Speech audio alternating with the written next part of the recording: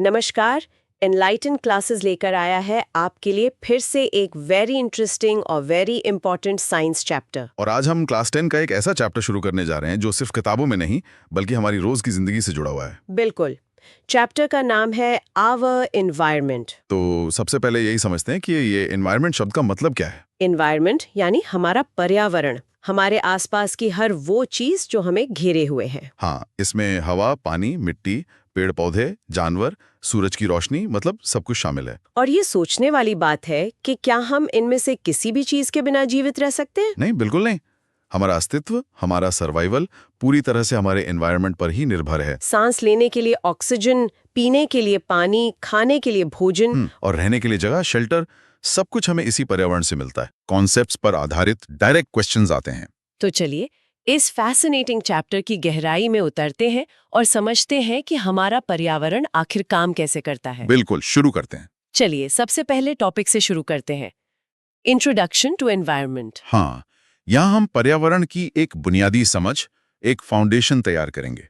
तो इसका core idea है, environment includes all living and non living things around us that support life. इसका मतलब है कि पर्यावरण में हमारे आसपास की सभी जीवित यानी लिविंग और निर्जीव यानी नॉन लिविंग चीजें शामिल हैं। और ये दोनों मिलकर ही जीवन को संभव बनाती हैं, लाइफ को सपोर्ट करती हैं। बिल्कुल, ये दोनों मिलकर ही जीवन का आधार तैयार करते हैं। तो मीनिंग ऑफ एनवायरनमेंट को और थोड़ा विस्तार में समझते हैं। हाँ, तो इसमें लिखा है everything around us, plants, animals, air, water, soil, sunlight.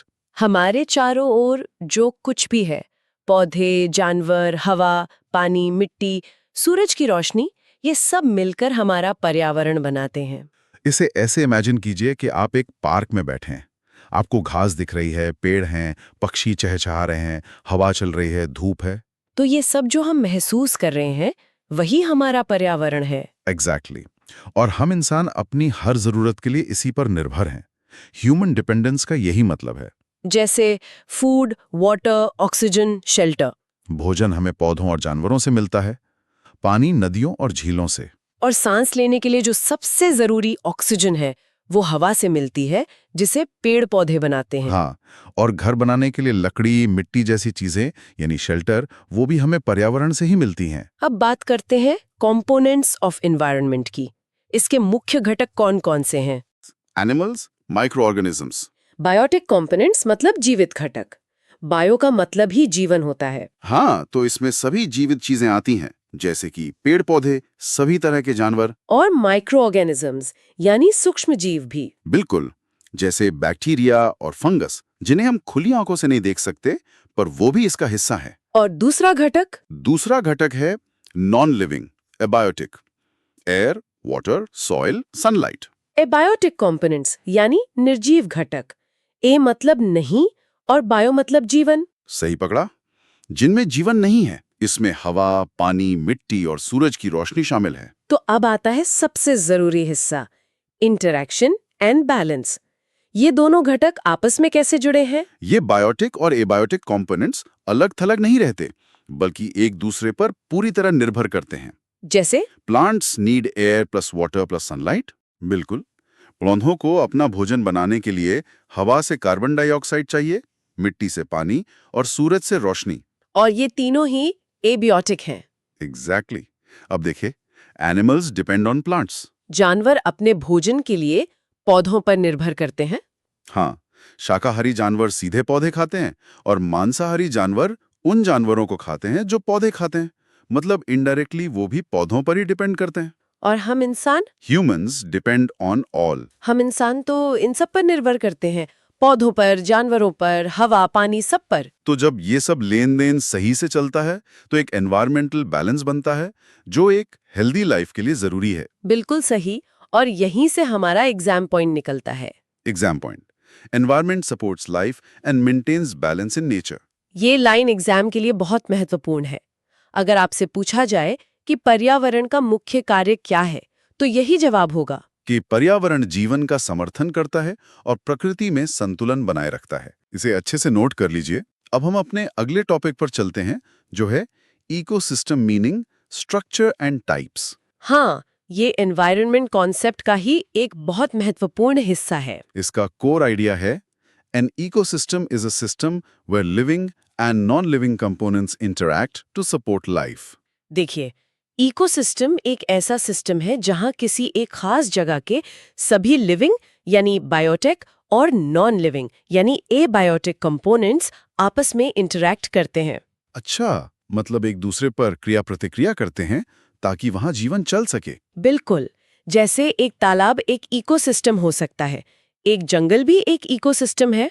तो मीनिंग ऑफ इकोसिस्टम को समझने के लिए यहाँ एक डायग्राम भी है। हाँ, इस डायग्राम को ध्यान से देखिए। इसमें living organisms, water, sunlight, soil और एयर ये सभी दिखाए गए हैं। और तीरों से मतलब एरोस से दिखाया गया है कि ये कैसे एक दूसरे से जुड़े हुए हैं। यही सब मिलकर एक इकोसिस्टम बनाते हैं। अब आते हैं कंपोनेंट्स ऑफ इकोसिस्टम पर। इसके भी वही दो कंपोनेंट्स हैं जो हमने एनवायरनमेंट में पढ़े थे। पहला, biotic, living, plants, animals, micro organisms. यानी सभी जीवित जीव, पौधे, जानवर और सूक्ष्म जीव। और दूसरा, abiotic, non living, water, air, sunlight, soil, temperature. हाँ, इसमें वाटर, एयर, सनलाइट और सॉइल के अलावा टेम्परेचर यानी तापमान भी एक बहुत महत्वपूर्ण एबायोटिक फैक्टर है। वो कैसे? किसी जगह का तापमान ही तो ये तय करता है कि वहाँ किस तरह के पेड़ पौधे और जानवर रह पाएंगे। अब बात करते हैं टाइप्स ऑफ इकोसिस्टम की। इकोसिस्टम कितने तरह के होते हैं? इकोसिस्टम मोटे तौर पर दो तरह के होते हैं। पहले हैं नेचुरल इकोसिस्टम। जैसा कि नाम से ही लग रहा है, जो प्रकृति में अपने आप मौजूद होते हैं। हाँ, इन्हें इंसान ने नहीं बनाया, जैसे कि फॉरेस्ट मतलब जंगल, पॉन्ड यानी तालाब, लेक, ग्रासलैंड, डेजर्ट यानी रेगिस्तान और मरीन यानी समुद्री इकोसिस्टम। ये सब प्रकृति की देन है। और दूसरे प्रकार की इकोसिस्टम दूसरे हैं आर्टिफिशियल इकोसिस्टम। मतलब जिन्हें इंसान बनाता है और मेंटेन करता है। बिल्कुल, ये प्राकृतिक नहीं होते, जैसे क्रॉप फील्ड यानी खेत। एक्वेरियम यानी मछली घर और गार्डन यानी बगीचा। सोचकर देखिए, एक बगीचे में पौधे, मिट्टी, पानी तो होते हैं, लेकिन कौन से पौधे लगेंगे, कितना पानी दिया जाएगा, ये सब इंसान तय करता है। इसीलिए ये आर्टिफिशियल इकोसिस्टम है। बोर्ड एग्जाम में अक्सर नेचुरल और आर्टिफिशियल इकोसिस्टम के बीच अंतर या उनके उदाहरण पूछे जाते हैं। तो इसका एग्जाम पॉइंट क्या है? Exam point: ecosystem is equal to interaction of biotic and abiotic components. ये इकोसिस्टम की सबसे सरल और सटीक परिभाषा है। हाँ, इसे याद कर लीजिए। इकोसिस्टम का मतलब ही है बायोटिक और अबायोटिक घटक के बीच का इंटरैक्शन। अब हम इकोसिस्टम के बायोटिक कंपोनेंट्स को और विस्तार से समझेंगे।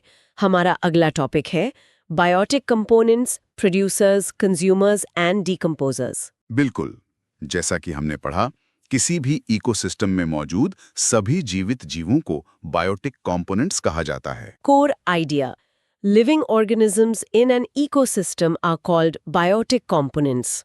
और भोजन बनाने और खाने के तरीके के आधार पर हम इन्हें तीन मुख्य श्रेणियों में बांट सकते हैं। तो पहली श्रेणी है प्रोड्यूसर्स, ऑटोट्रॉफ्स।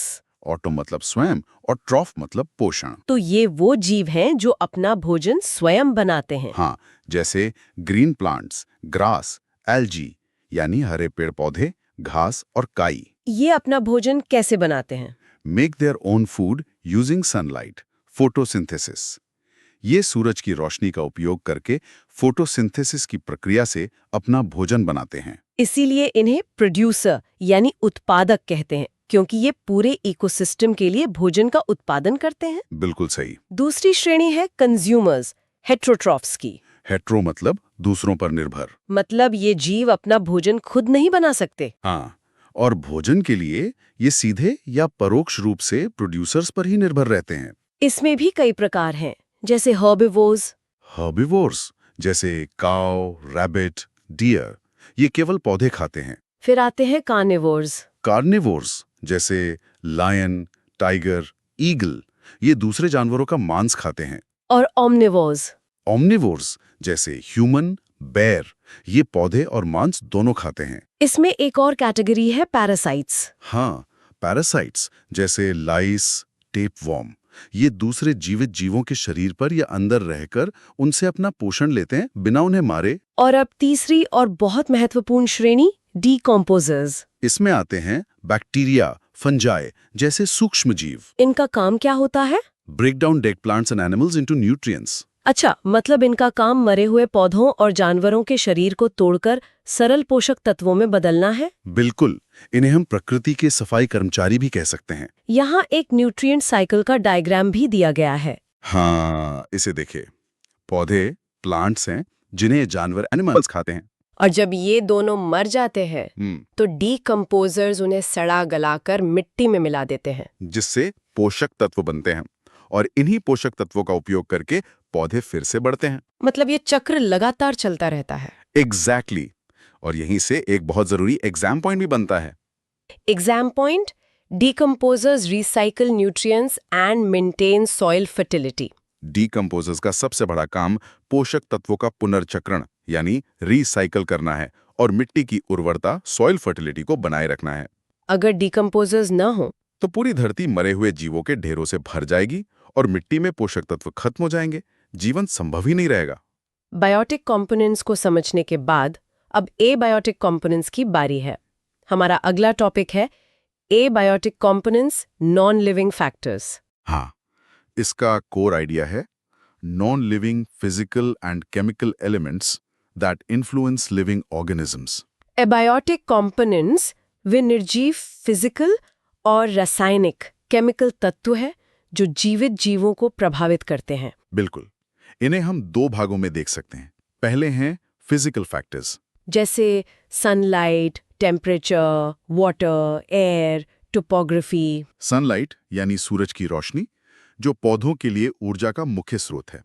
टेम्परेचर यानी तापमान, वाटर यानी पानी और एयर यानी हवा। और ये टोपोग्राफी क्या है? टोपोग्राफी यानी किसी जगह की जमीन की बनावट, जैसे कि वो पहाड़ी इलाका है या मैदानी। अच्छा, और ये सभी कारक जीवों को कैसे प्रभावित करते हैं? Influence distribution and survival of organisms.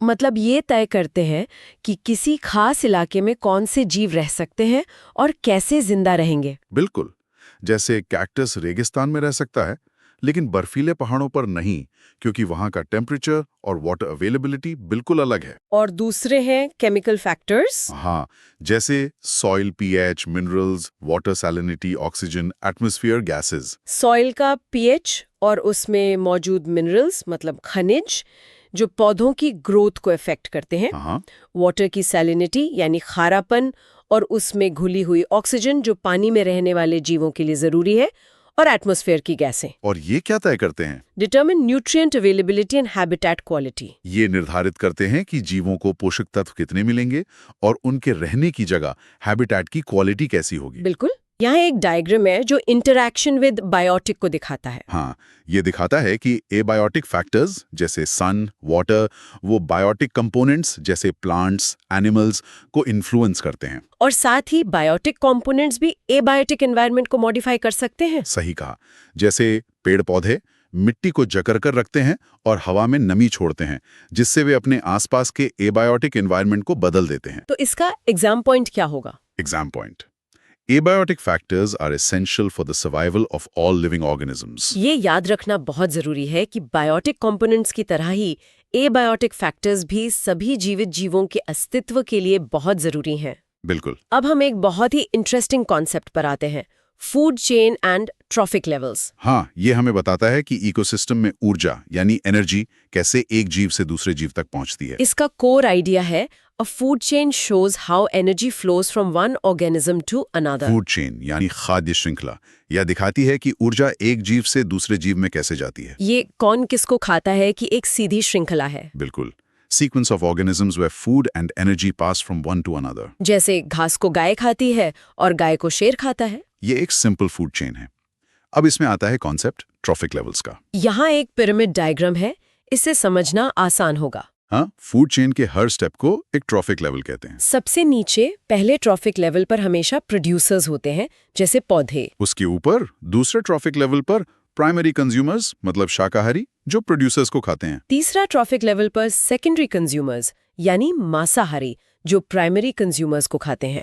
और चौथे ट्रॉफिक लेवल पर टर्शरी कंज्यूमर्स यानी बड़े मांसाहारी जो सेकेंडरी कंज्यूमर्स को खाते हैं। अब बात करते हैं फ्लो ऑफ एनर्जी की। ये बहुत ही जरूरी पॉइंट है।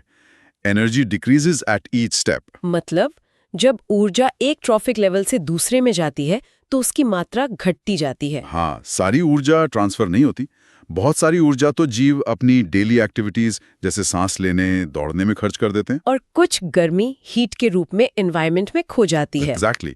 और इसी से जुड़ा एक बहुत जरूरी सवाल है, why food chains are short? Food chains छोटी क्यों होती हैं? Because energy is lost at every trophic level.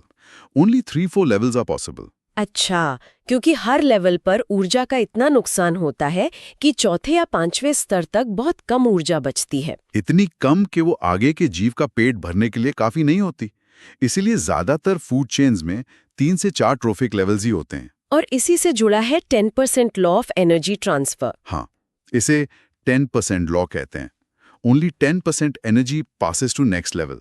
इसके अनुसार एक ट्रॉफिक लेवल से अगले ट्रॉफिक लेवल पर सिर्फ 10% ऊर्जा ही ट्रांसफर हो पाती है। बिल्कुल। इस पिरामिड डायग्राम को देखिए। अगर प्रोड्यूसर्स के पास 1000 जूल्स ऊर्जा है तो प्राइमरी कंज्यूमर्स को सिर्फ उसका 10% यानी 100 जूल्स ही मिलेगा। और सेकेंडरी कंज्यूमर्स को 100 का 10% यानी 10 जूल्स। और टर्शरी कंज्यूमर्स तक सिर्फ 1 जूल ऊर्जा ही पहुंचेगी। ये लॉ एग्जाम के लिए एक्सट्रीमली इंपॉर्टेंट है। तो इसका एग्जाम पॉइंट भी यही है। हाँ, exam point only 10% of energy is transfer to the next trophic level. इस पॉइंट को बिल्कुल नहीं भूलना है। इस पर बेस्ड न्यूमेरिकल और कंसेप्चुअल क्वेश्चंस अक्सर पूछे जाते हैं। फूड चेन को समझने के बाद अब हम उसके बड़े और ज्यादा रियलिस्टिक रूप को समझेंगे। हमारा अंतिम टॉपिक है food web and energy flow. बिल्कुल। प्रकृति में कोई भी जानवर सिर्फ एक ही चीज तो नहीं खाता। सही बात है। इसलिए एक इकोसिस्टम में कई फूड चेन्स आपस में जुड़ी होती हैं और एक जाल जैसा स्ट्रक्चर बनाती हैं, जिसे फूड वेब या खाद्य जाल कहते हैं। Core idea. A food web shows the interlinked food chains in an ecosystem. हाँ, a network of many connected food chains is called a food web. यहाँ डायग्राम में भी ये साफ दिख रहा है। ये फूड चेन से ज्यादा कॉम्प्लेक्स है। हाँ, इसमें आप देख सकते हैं कि एक ही प्रोड्यूसर को कई प्राइमरी कंज्यूमर्स खा रहे हैं और एक ही कंज्यूमर को कई दूसरे कंज्यूमर्स खा सकते हैं। तो इम्पोर्टेंस ऑफ फूड वेब क्या है? ये क्यों जरूरी है? पहला, मेंटेन्स इकोसिस्टम बैलेंस। ये इकोसिस्टम में संतुलन बनाए रखने में मदद करता है। और दूसरा, प्रोवाइड्स ऑल्टरनेट फूड पाथ्स। ये जीवों को भोजन के लिए वैकल्पिक रास्ते देता है।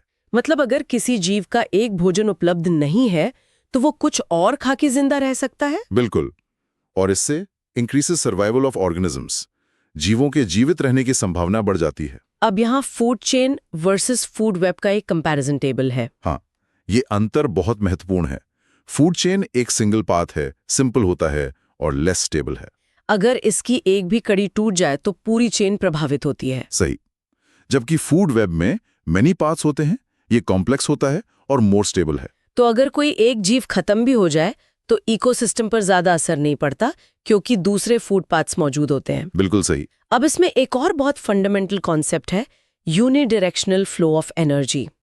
Energy always flows in one direction and is not recycled. Ecosystem में ऊर्जा का प्रवाह हमेशा एक दिशात्मक यानी यूनिडायरेक्शनल होता है। ऊर्जा सूर्य से प्रोड्यूसर्स में फिर कंज्यूमर्स में जाती है, ये कभी वापस नहीं आती। जैसा कि डायग्राम में दिखाया गया है, ऊर्जा सन से प्रोड्यूसर, फिर हर्बीवोर और फिर कार्निवोर तक जाती है। और ये फ्लो हमेशा एक ही दिशा में होता है। अच्छा, तो यहाँ न्यूट्रिएंट्स और एनर्जी में एक बड़ा फर्क है। वो क्या? न्यूट्रिएंट्स रिसाइकल होते हैं डीकंपोजर्स के द्वारा। हाँ, लेकिन एनर्जी रिसाइकल नहीं होती। ऊर्जा का फ्लो एक सीधी सड़क जैसा है जो वापस नहीं मुड़ती। ये तो बहुत जरूरी पॉइंट है। बिल्कुल। और यही हमारा फाइनल एग्जाम पॉइंट है। Exam point, energy always flows in one direction and is not recycled. Board exam में ये 1 मार्क का क्वेश्चन अक्सर आता है कि इकोसिस्टम में एनर्जी का फ्लो कैसा होता है, और जवाब होगा यूनिडायरेक्शनल। को वीडियो अच्छा लगा हो तो वीडियो को लाइक, चैनल को सब्सक्राइब और अपने दोस्तों के साथ शेयर करें।